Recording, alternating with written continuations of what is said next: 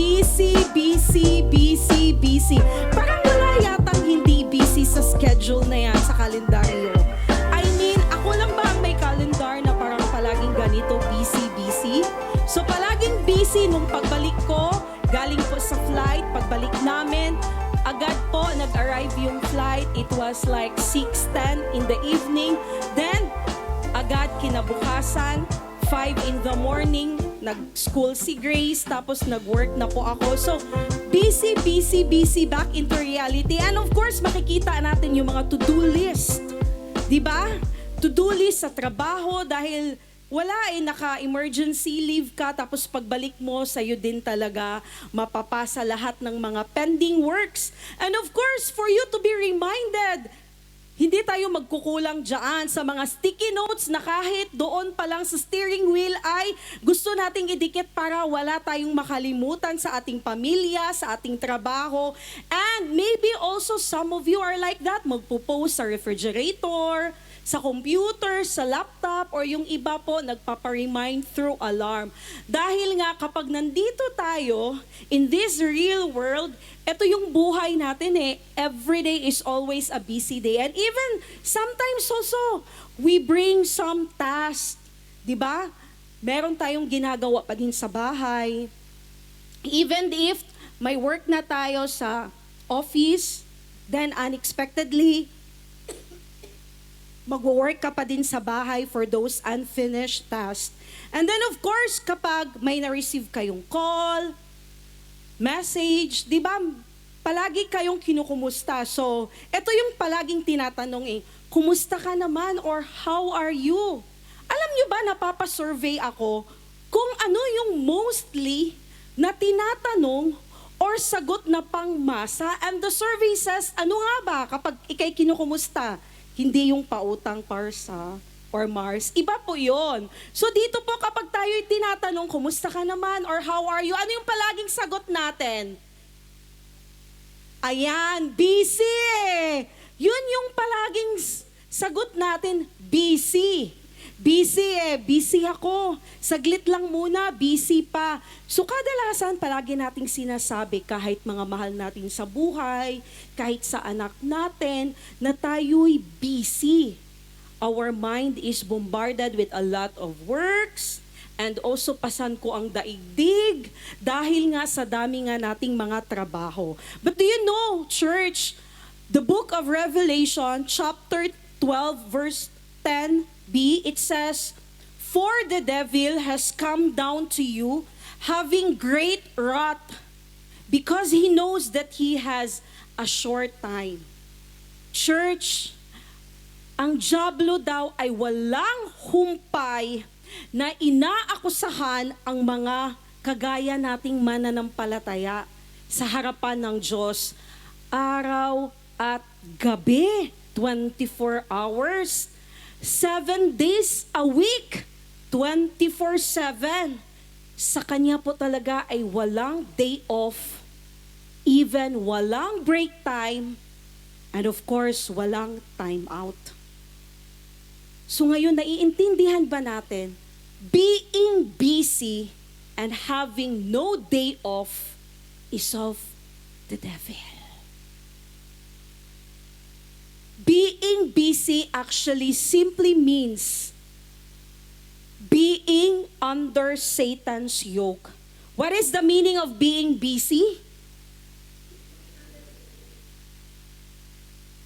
Ang kawalan ng sapat na panahon upang magpahinga ay makademonyo.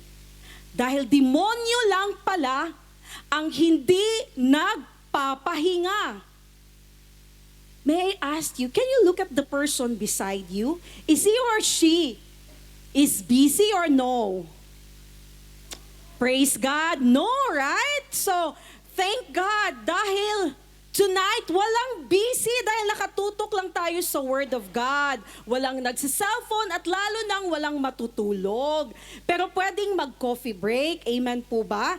So thank God dahil tonight, sabay-sabay nating matutunan ang salita ng Diyos na sa Kanyang salita ay may kasamang pangako. As we dive into the series, Deeper in Grace Season 4, We will learn more of God's love to us dahil ayaw niya tayong maging busy. Amen po ba? He wants us to enter His rest. And tonight po is the last day po ng ating curriculum sa Season 4 ng 4th Year Full Grace Studies. Sa lahat po ng mga students dito, be reminded na ito po yung ating last topic ng ating 4th Year Full Grace Studies po. Amen? And thank God kasi ang dami na po nating natutunan all about grace. But as a learner of grace, we will never stop. We will still continue to keep on learning all about the grace of our Lord Jesus Christ. Amen po ba? So enter His rest. Pwede kayong magpahinga. Pwedeng sumandal. Be at yourself. Be comfortable. So before we will proceed, join me po in a very short prayer. Let us commit this day to the Lord. Father God, Lord Jesus, Holy Spirit, we thank you for your message to all of us tonight. Thank you for your anointed word. Thank you for your fresh revelation and the power that you have given to each one of us through the Holy Spirit. Holy Spirit, thank you for being our teacher. Buksan mo muli ang aming mga puso, soften our hearts, cleanse our heart, renew our mind. Let your word be active, alive, and powerful tonight. In Jesus' mighty name, amen. Enter His rest. Alam niyo po ba na God Himself rested also? Alam ba nating lahat yon? Even if God is ever present, even if God is working behind the scene, and also He's watching each one of us, God Himself rested also. So let's read the book of Genesis chapter 2 verse 2. It says here, and on the seventh day, God ended His work which He had done. And He rested on the seventh day from all His work which He had done. Amen? The word rest is not only found in the book of Genesis, but also it is mentioned 400 to 500 times in the Bible. Depende po sa version na babasahin nyo. Therefore, ganun po pala ka-importante ang word na rest. Kaya sabihin mo sa katabi mo, rest is essential. Ang salitang Ingles na rest ay galing po ito sa tatlong Hebrew word. It comes from three original Hebrew words. Una po, it is Shabbat. Can you say Shabbat? Ang ibig pong sabihin ay to rest from work. Sabihin mo sa katabi mo, Shabbat ka naman. Next po is Shamat. Ang ibig pong sabihin ay to let go. Shamat. And lastly po is Nuwak. Ang ibig pong sabihin ay to settle down. Amen po ba? Ganyan po ka-importante ang salitang rest sa Bible. In Hebrew word, gagamitin po natin ang salitang Shabbat or Sabat. Amen po ba? The English word of Sabat came from the Hebrew word Shabbat. So bakit nga po ba napaka-importante ng Sabat? So the importance of Sabat dahil po God demonstrated it. Ang Panginoong Diyos mismo, demonstrate niya ang Sabat, ang rest. Ipinakita mismo ng ating mahal na Diyos ang kahalagahan ng pagpapahinga or rest. Not because God got tired and rest, but actually God, He demonstrated to us a life lesson to learn the importance of rest. And this is teaching by example po. Nakalagay dito sa book of Genesis, chapter 2, verses 2 to 3. It says, "And on the seventh day, God ended his work which he had done, and he rested on the seventh day from all his work which he had done. Then God blessed the seventh day and sanctified it, because in it he rested from all his work which God had created and made." Amen? Ang Diyos po ay hindi katulad ng tao na napapagod. Because we are naturally feeling tired, weary. Amen po ba? But ang ating Panginoong Diyos po, He will never get tired and weary. In the book of Isaiah chapter 40, verse 28, it says, "Do you not know? Have you not heard? The Lord is the everlasting God, the creator of the ends of the earth. He will not grow tired or weary, and his understanding no one can fathom." Amen po ba? So ganun po, demonstrate ng ating Panginoong Diyos yung importance po ng kapahingahan. Even He Himself, He also rested and He sanctified the seventh day. Amen po ba? So that was the first reason bakit importante ang Sabat or rest. So the second is, God directed it. Say, God directed it. Matapos niyang ipakita sa mga tao ang kahalagahan ng pahinga, ngayon naman ay kanyang ipinag-uutos na gawin natin ito. And even if it is also mentioned in the Ten Commandments po, na sa pang-apat po siyang utos. Amen po ba? God directed it. Bakit nga po ba? Dahil sa sinabi niya sa the book of Exodus, chapter 31, verses 14 to 15, "Observe the Sabbath, because it is holy to you. Anyone who desecrates it is to be put to death. Those who do any work on that day must be cut off from their people. For 6 days work is to be done, but the seventh day is a day of Sabbath rest, holy to the Lord. Whoever does any work on the Sabbath day is to be put to death."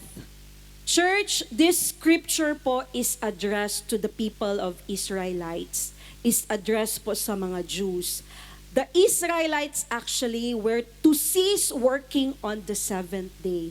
And praise God, just like us, we are all gathered here in the house of the Lord, and today is our Sabbath day. Amen po ba? Amen, praise God. The Sabbath day was something that reminded the Israelites and their neighbors that we are in the covenant deal with the Most High God. So it was part of the deal, yung Sabbath day.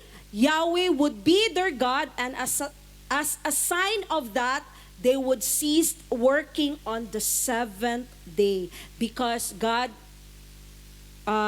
asked them to do it. God instructed them to do it. God directed them to do it. Since it was a sign of covenant between God and Israel, it was a bid between God and Israel. Amen? Israel must observe or to keep the Sabbath day holy or special. That is why it needs to be set apart po dapat. After working 6 days, the seventh day is the Sabbath day. So tayo po, ganun din po tayo. Dapat ganun din ang leading sa atin. Because if we are just always busy in a week, we have given 7 days, then what rest you will have if you will be working full-time all the time and you don't have a rest for yourself, a commune with our Lord Jesus.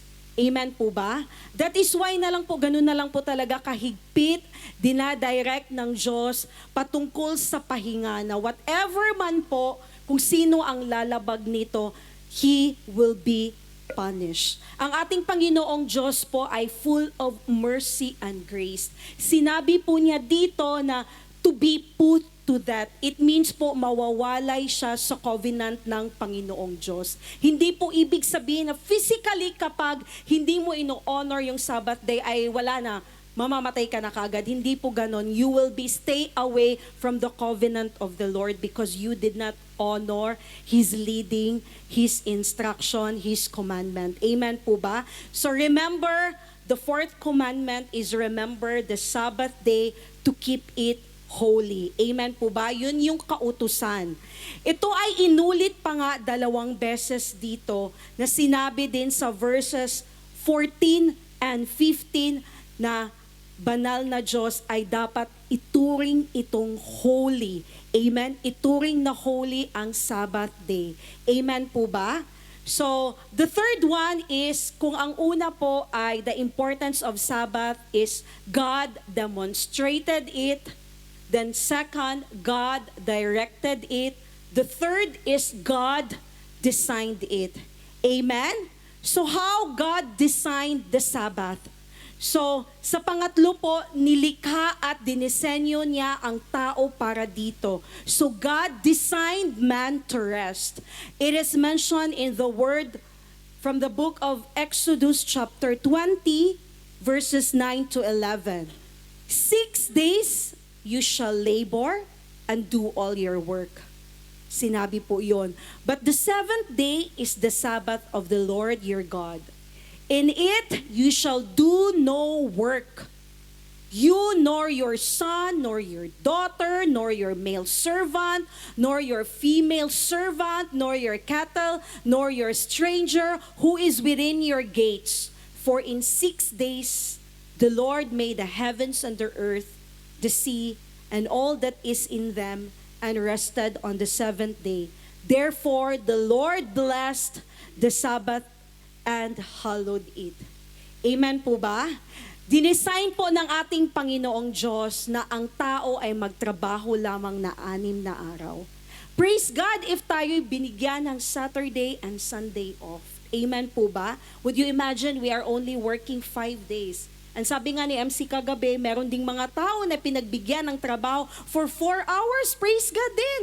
Sa favor, dahil per day 4 hours lang ang duty nila. Pero nakakatanggap ng favor ng Panginoong Diyos kasi full salary pa din.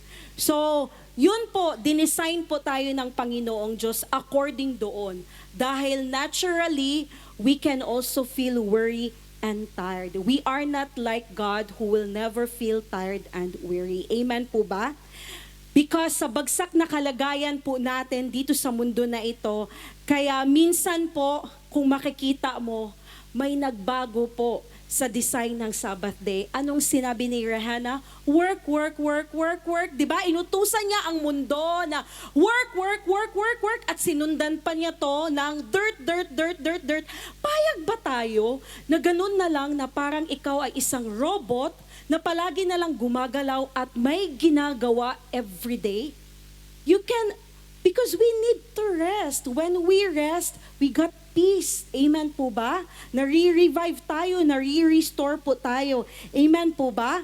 So, we praise God because sa atin, ngayon pa lang, we already know the importance of Sabbath day. And Sabbath day is holy and sacred.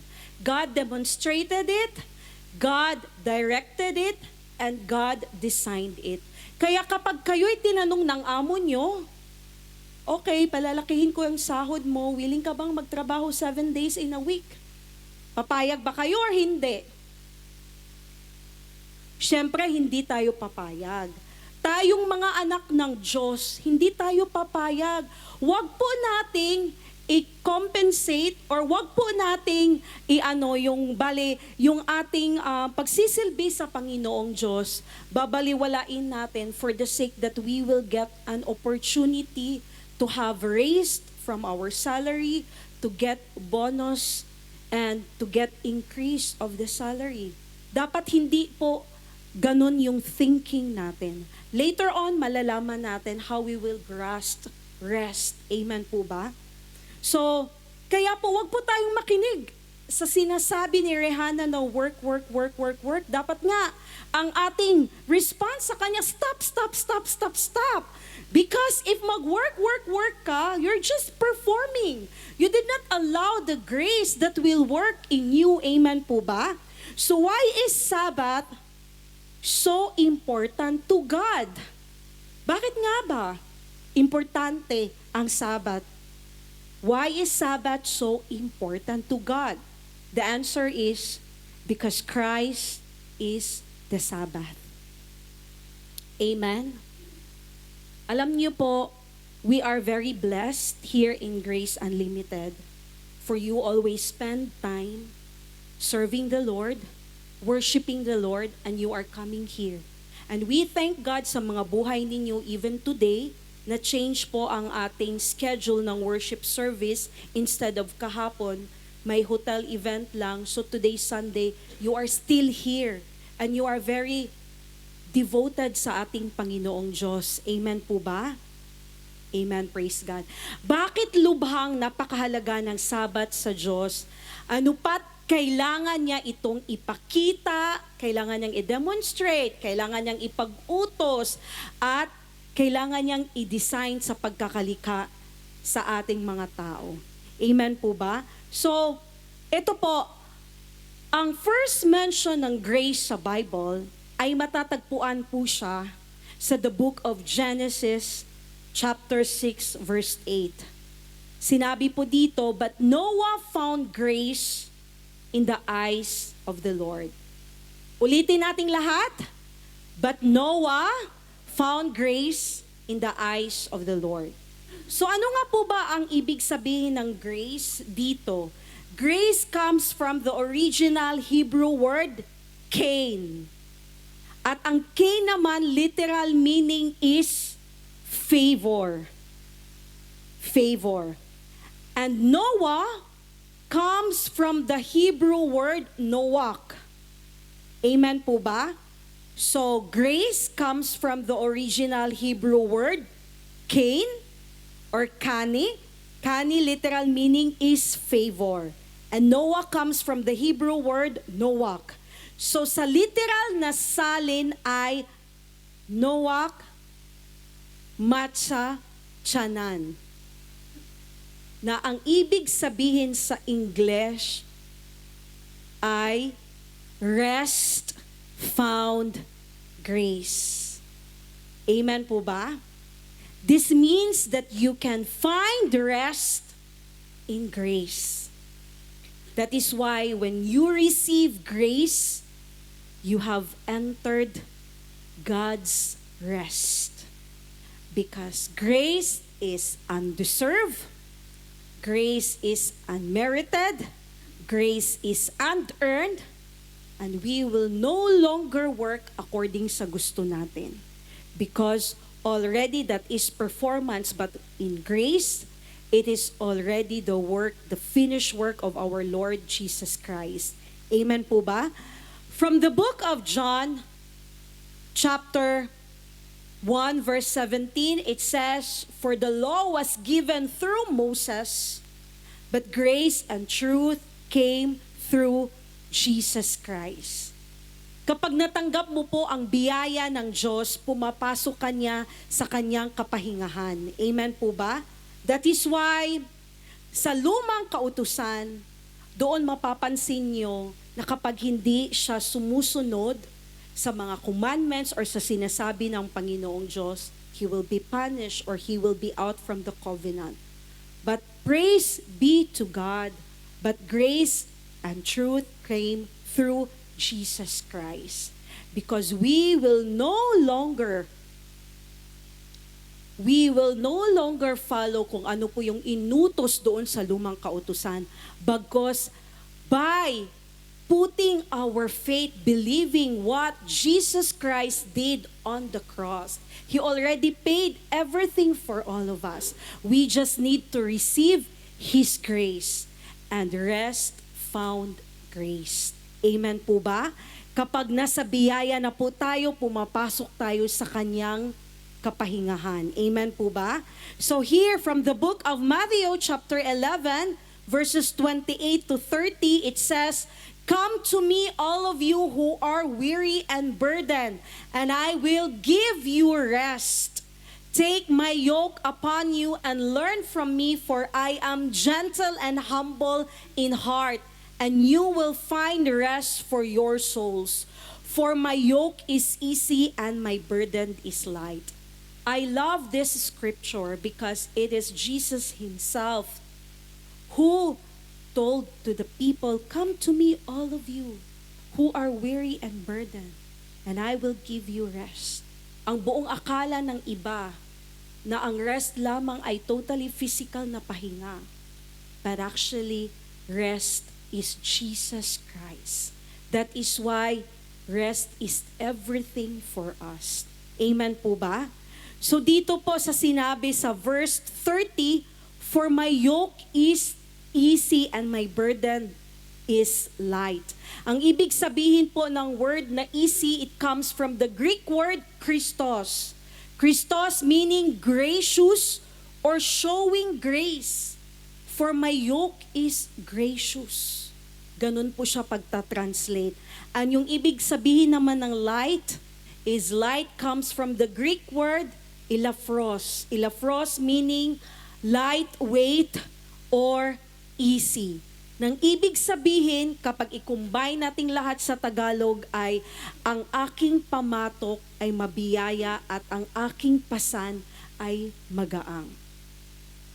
Many of us here, we always make a way to find rest. How we are doing that? Asking holiday leave, asking annual leave. But kapag nag-leave ba kayo ba'y nakakapagpahinga? I guess parang more pa naging busy, di ba? Kasi pupunta doon, pupunta dito, at madaming itinerary, madaming ganap. But to be honest, we can only find rest in Christ Jesus. Amen po ba? Whatever is your way to find rest, watching TV, Netflix, lying down, sleeping more than 10 or 12 hours, or maybe gusto mong ipahinga ang buo mong leave, but still, there is something lacking in that kind of rest that you are getting. But the rest that God wants to give it to you is full of peace, full of grace. Amen po ba na wala kang alalahanin pa sa buhay? Amen? Under grace, we have entered His rest. Sa ilalim ng bagong kasunduan, sa New Covenant, tayo po ay pumasok na sa kanyang kapahingahan. Believing and knowing and receiving what Jesus did on the cross. That was already done, paid once and for all.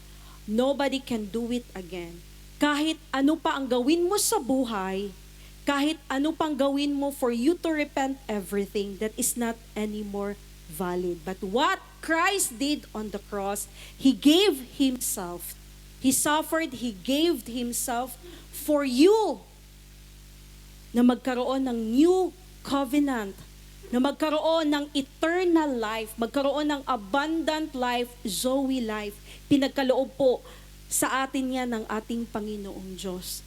And I guess when we receive Jesus as our Lord and Savior, we are already entering His rest. Not just only entering His rest, but believing and knowing that we have the God who holds our future. That is why po hindi na tayo mangamba. Ano kayang mangyayari sa trabaho ko kapag may hindi ka nagawa? Ano kaya yung mangyayari sa akin? Minsan kasi or kadalasan, we want to please our employer. So that is why tayo naman work. Palaging ginagawa natin. Minsan nagbe-bring home pa tayo sa bahay. But then, if we know how to first manage our time, organize our things, sa mga importanteng bagay, ano yung uunahin. There are times kasi akala natin, we will just finish everything at once. But actually, Kung nakita ka ng amo mo, ganun ka magtrabaho, patuloy at patuloy ka niyang bibigyan ng trabaho at yun po ay endless. At isa po ako na naging biktima po sa trabaho na ganyan. Na patuloy akong nagsusumikap na akala ko, I can take rest kapag tinatapos ko kaagad sa trabaho, kaya nag-i-stay ako, umuwi ng 8, 9 in the evening, knowing na nandyan pa yung bata, naghihintay sa akin. Pero no, when my boss knew that I can do it, again and again, he will keep on adding more tasks to me. So that is why, hindi ko naman po sinasabing, do not work. Hindi ko naman po sinasabing, iwan nyo yung mga trabaho nyo. But my brothers and sisters, church, you prioritize things kung ano yung kailangan. You manage your time wisely and make sure you have time para sa Panginoong Diyos. When you enter His rest, pagdating mo sa bahay, when you enter His rest, you are entering into the presence of our Lord and Savior by praying to God. Pasalamatan mo siya. Di ba usually ganun yung ginagawa natin kapag nakauwi na tayo sa bahay, pinapasalamatan natin ang ating Panginoong Diyos before tayo natutulog. And every time, nagpapasalamat tayo sa Kanya. Even if sa mga drivers, pause for a while. Even sa mga traffic light, stop. Pasalamatan mo ang Panginoong Diyos. Inhale, exhale. Huwag magpadala sa away, yung road rage. Huwag magpadala sa mga ganong bagay. Amen? So here po in the book of Hebrews, chapter 4, verse 3, for we who have believed do enter that rest. Who can enter the rest, yung rest na tinatawag? We believers. Amen po ba? So who are the believers here? May you raise your hands. Amen. So salamat po sa inyo na kayo'y naniwala sa binigay ng ating Panginoong Diyos na kapahingahan. Kailangan lang nating maniwala sa ating Panginoong Diyos na ipinagkaloob niya ang lahat para sa atin. Amen po ba? So what does it mean to enter His rest? Ano bang ibig sabihin? You need to keep in mind that the rest mention of grace in the Bible is related to rest. Therefore, nagka-holding hands po yung grace and rest. They go hand in hand po. So here, we will only come to know kung what does it mean to enter His rest if we will get the perspective of our Lord. Amen po ba? We will be able to know. Now we will be able to answer this question, what does it mean to enter rest? We need to see rest first from the perspective of God, not from our own perspective, because our own perspective are temporal rest. But God's perspective is a different kind of rest, which is eternal. Amen po ba? And forever hindi mawawala sa atin yun. Amen? So, what is rest from God's point of view? Ano ang pananaw ng ating Panginoong Diyos sa pahinga? So first po, God's perspective of rest is man is recipient of God's provision for free. Wow, amen, praise God. Imaginein mo, God's perspective of rest is man is recipient of God's provision for free. Libre. Mula sa pananaw ng pagkakalikha ng Diyos sa tao, ang tao ay tumatanggap ng probisyon galing sa Panginoong Diyos. Before He created us, He already created the world for us. So whatever we need, it is already there. God already prepared what we need. And even up to this moment and forever, we should be reminded that God is already preparing for our tomorrows. We are not the one who will plan, but God will surely make a way. Amen po ba? That He will provide all what we need. Amen po ba? So totally recipient of God's rich provision, and it is absolutely for free. Amen? Nilikha muna ng Diyos ang mundo, and then bago ang tao. Amen po ba? So He provided everything what we need. Amen? So even if right now also, we can also say that we are at rest because God is providing us for free. Ano yung pinoprovide ng Panginoon sa atin? Wisdom. Binigay niya yung wisdom sa atin for us to think what is right and wrong. God provided us the spirit of joy. Amen po ba? Yun yung mga provision na pinagkaloob ng Diyos na hindi nawawala, na nasa puso natin, that we could enter His rest. Amen po ba? Amen, praise God. So next po is, God's perspective of rest is man is recipient of God's redemption for free. Amen? This is exactly what happened on the cross. On the cross, God already provided and planned the redemption for all of us. Matagal na po niya talaga yung pinlano para sa atin, for us to be saved, for us to receive the gift of salvation, because He wanted us to be with Him. Amen po ba? My brothers and sisters, alam natin na sa cross, hinubaran ang ating Panginoong Jesus. Amen? Because through that, sa pamamagitan ng kanyang anak, ay madamitan niya tayo ng righteousness.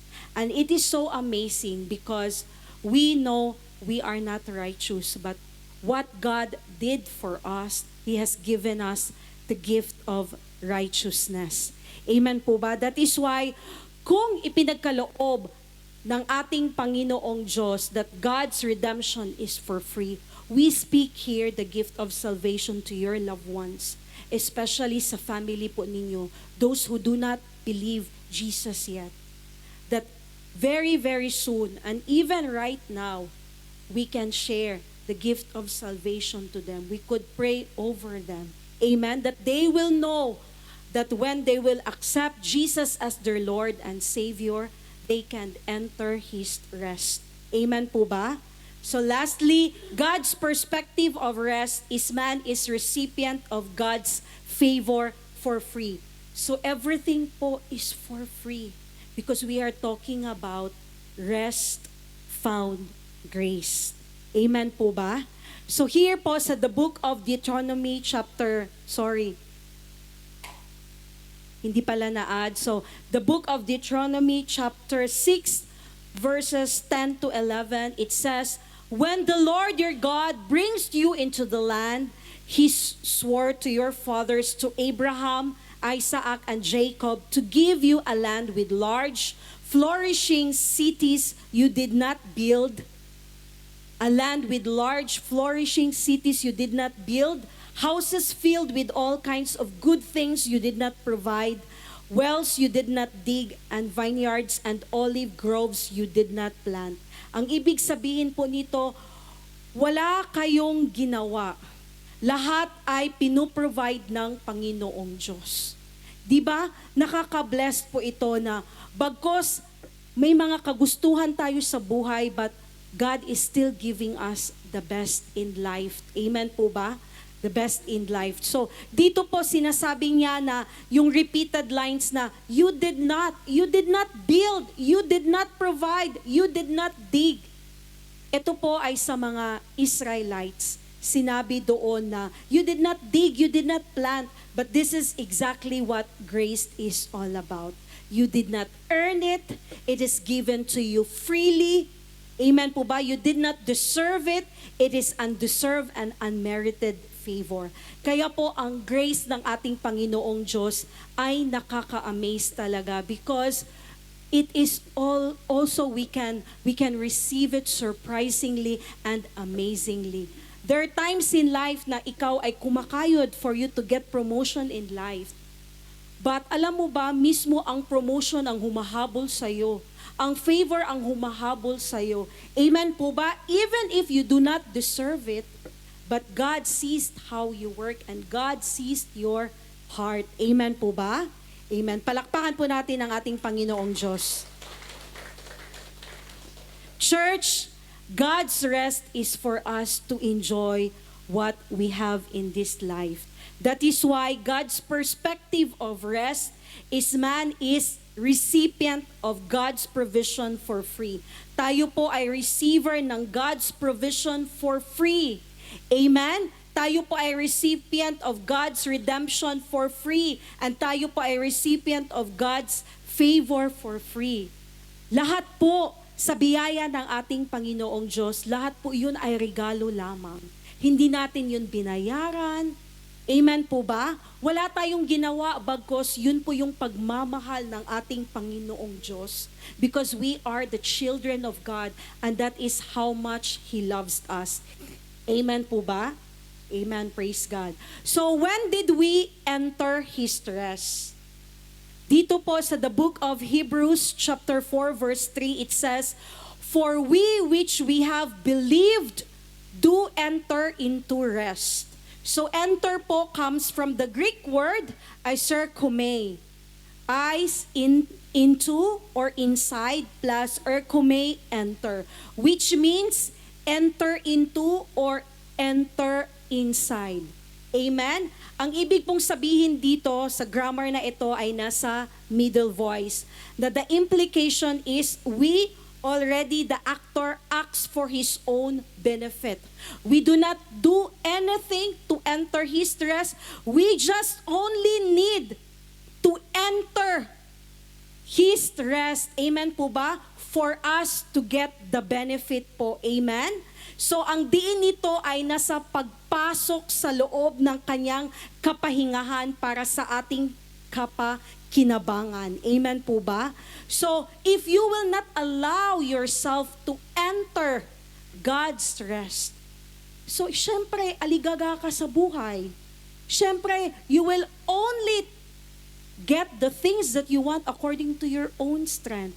But if you believe that I have a God who is a good provider, who is my redeemer, and a God who will always be there for me, rest assured that you already entered His rest. We need to exercise our faith by believing and doing so in action that we are entering His rest.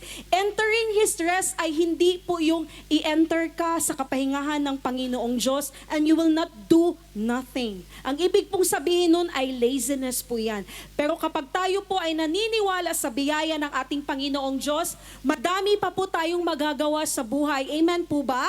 Amen. Because we are already inspired and encouraged from the Word of God that what He can do to us. Kaya nagkukumit tayo sa ating Bible study,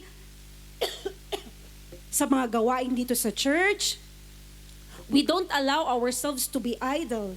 Amen po ba? Dahil alam natin ng ating Panginoong Diyos, He deserve all the praises. He deserve all the glory. He deserve all the honor. We need to exalt His name.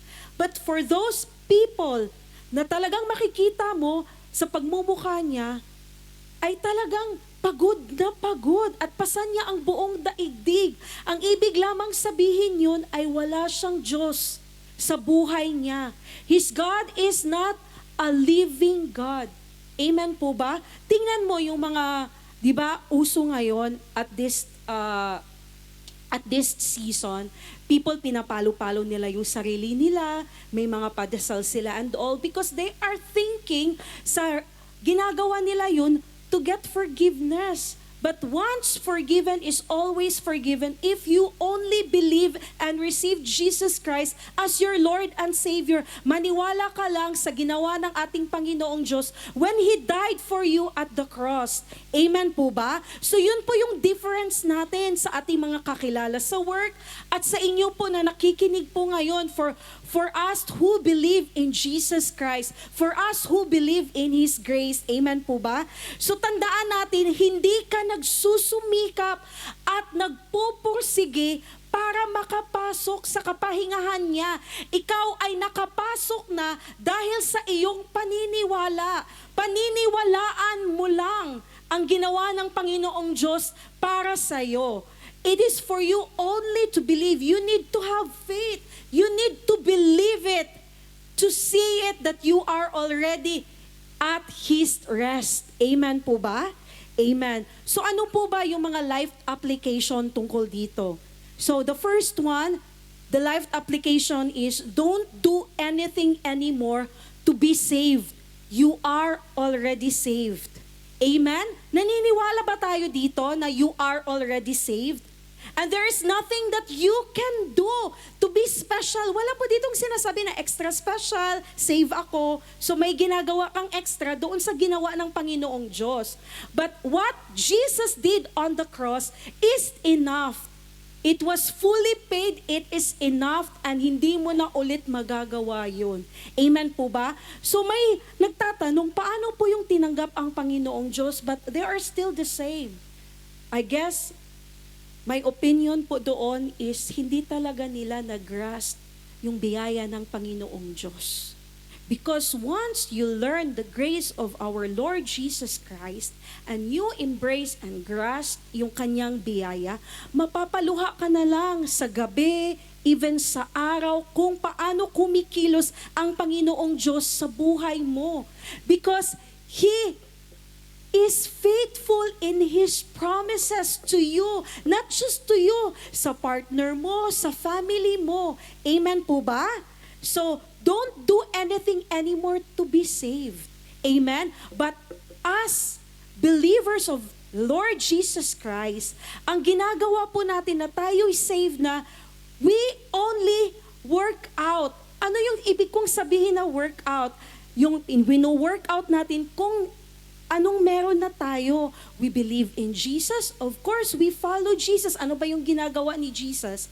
Sa teaching, di ba, sa Bible study, sa pagpapray, kung ano yung ginagawa ni Jesus na ministry, ginagawa na din po natin here on earth. Amen po ba? So that is why, do not do anything anymore to be saved because you are already saved, and that is once and for all. Amen po ba? So from the book of Ephesians, chapter 2, verses 8 to 9, for by grace you have been saved through faith, and that not of yourselves, it is the gift of God, not of works, lest anyone should boast.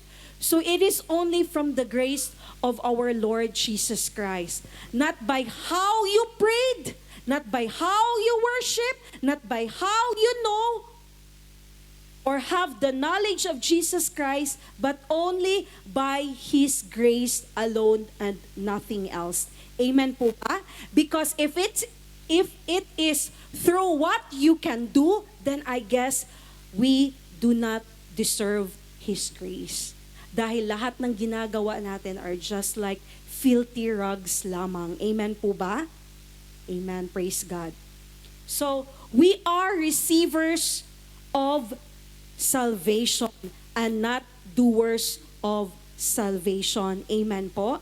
That is why to you, to those people who are here, you keep on praying to God that one day you will be used to spread the message of grace, especially sa mga mahal po natin sa buhay. Dahil madami pa po tayong mga kakilala, mga relatives, loved ones, and even family members, they do not know yet Jesus Christ. They might know Jesus, but they do not know the finished work of our Lord Jesus Christ. Dapat malaman nila kung ano talaga yung kabuuan na ginawa ng ating Panginoong Jesus para sa buhay natin. Amen po ba? So next po, only grace can give you eternal assurance of salvation. You will not be more safe in heaven than you are right now. So kahit man po ano yung ginagawa mo ngayon, ilang beses ka nagba-Bible study or magkano man yung binibigay mo, but no, that will never count. Amen po ba? Only grace can give you eternal assurance of salvation. We just need to know the message of grace, to receive grace, Jesus Christ, our Lord and Savior, and believing that we already enter into His rest. Amen po ba? So, church, relax. If you are truly saved, you are eternally saved. Amen po? So, the second one is, don't do anything anymore to be blessed. You are already what? You are already blessed. This means that you do not trust your work to bring blessing, but you trust His grace to enable you to work and bring blessing po. Whatever man position mo sa trabaho mo, do not trust whatever position you have, dahil si God pa din ang nakakaalam kung magtatagal ka ba sa posisyon na yan, or what are the things that will happen in that company. But you trust His grace to enable you to work and bring blessing. You trust His grace that will enable you to have strength every day sa pagtatrabaho. Amen po ba? Ang tunay na biyaya ay gumagawa sa atin upang maging masipag tayo sa paggawa.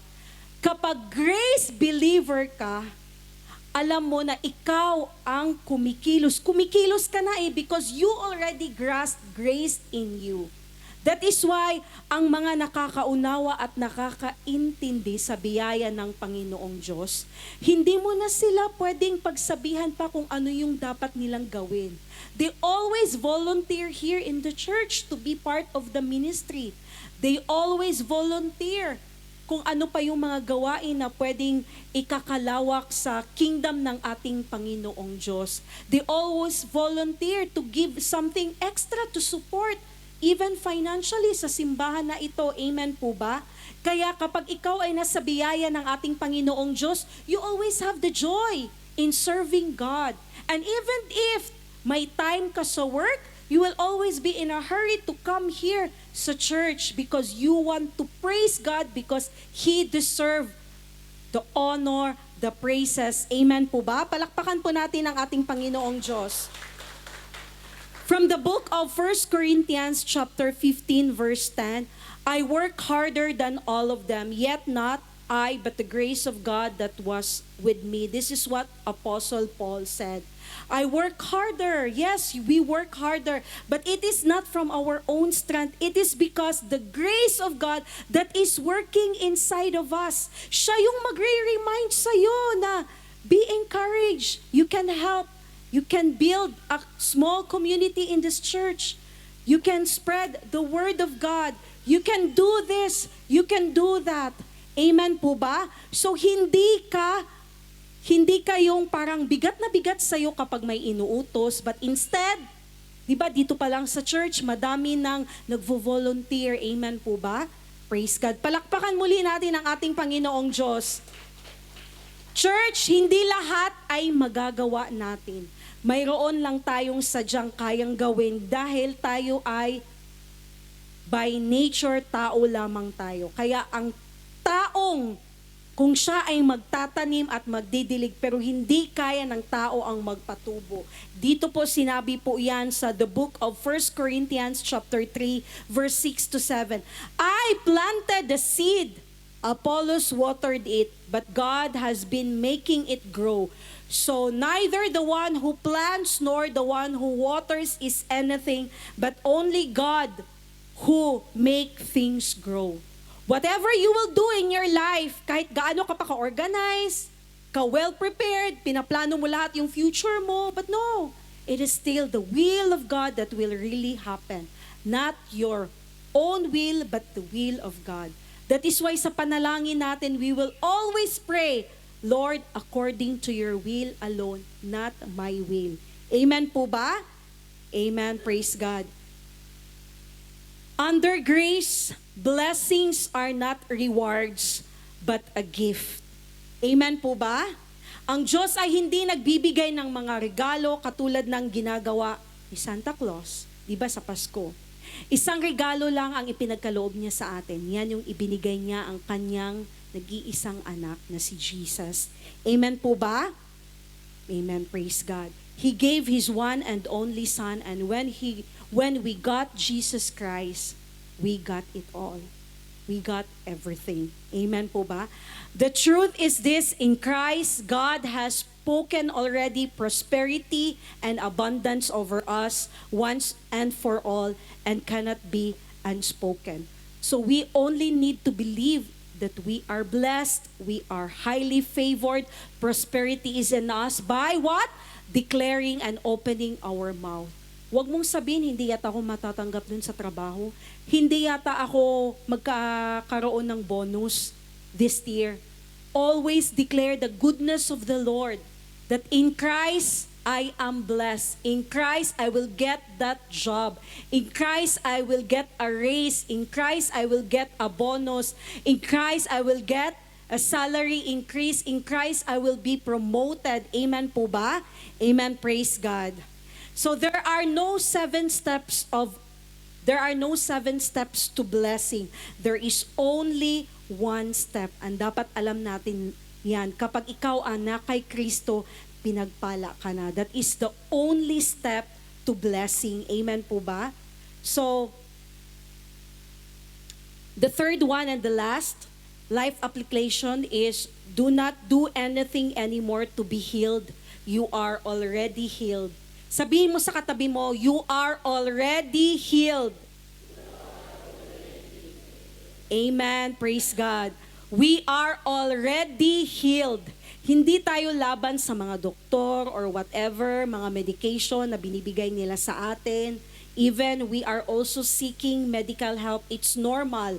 But God can make your body respond to any given medication. That is why dapat isipin pa rin natin na ang Diyos lamang ang siyang may kakayanan na tayo'y pagalingin. At ginagamit lamang niya ang mga medical doctors, ginagamit lamang niya ang mga medicine na binibigay at piniprescribe sa atin. Amen po ba? At the end of the day, it is God who is truly our great healer. Amen? Ang mahigpit na ipinagbabawal ng Diyos ay yung pagkonsulta ng mga albularyo. So sa probinsya, medyo gumagana pa yan, but we are rebuking all these things. Leviticus chapter 19 verse 31, do not turn to mediums or seek out spiritists, for you will be defiled by them. I am the Lord your God. Ang healing or kagalingan ay bahagi po yan sa sacrifice ng ating Panginoong Jesus sa cross. Amen? You need to believe this for it to be yours, because it only happened to those who believe. Even if you feel something is paining or so discomfort from you physically, you just need to close your eyes and say, Lord, I believe I am healed. Lord, I believed I am healed. You may be foolish if you are talking alone, but always be reminded that what you ever speak out, it will happen. Amen po ba? Amen, praise God. So 1 Peter chapter 2 verse 24, who himself bore our sins in his own body on the tree, that we, having died to sins, might live for righteousness, by whose stripes you were healed. Amen? As far as God is concerned, it is already done completely and perfectly through the finished work of our Lord Jesus Christ on the cross. Pero bakit may iba ang feeling nila ay parang may sakit pa ako? Minsan naman ang feeling nila ay nakikita pa nila na may namumula or may bumubukol or may pamamaga. Tapos inaas nila na akala ko ba magaling na ako? Akala ko ba ganun lang yung sasabihin ko? I believe that I already healed. Ang healing po ay ipinagkaloob sa ating lahat ng ating Panginoong Diyos. Amen? Because God is full of grace and mercy, He is our great healer.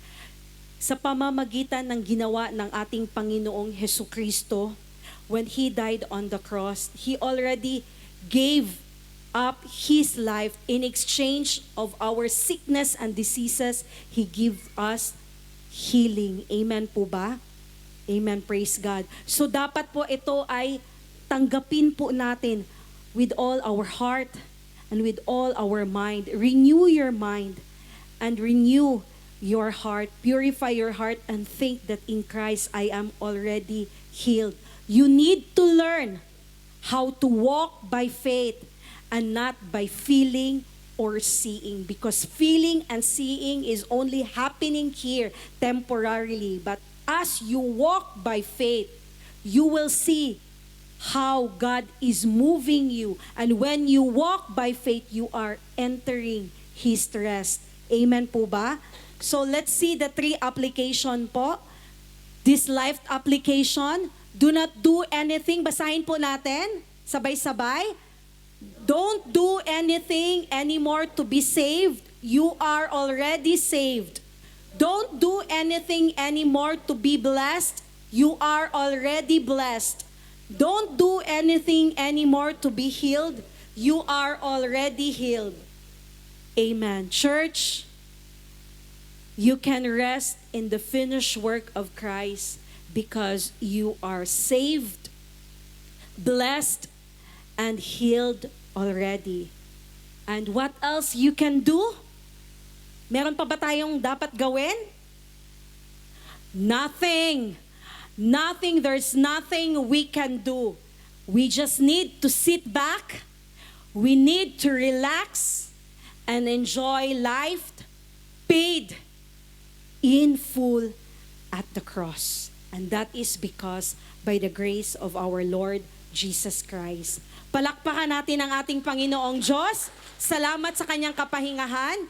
And the big idea for tonight, sabay-sabay, in Christ, I can rest and enjoy life. Ulitin natin, ano yung big idea for tonight?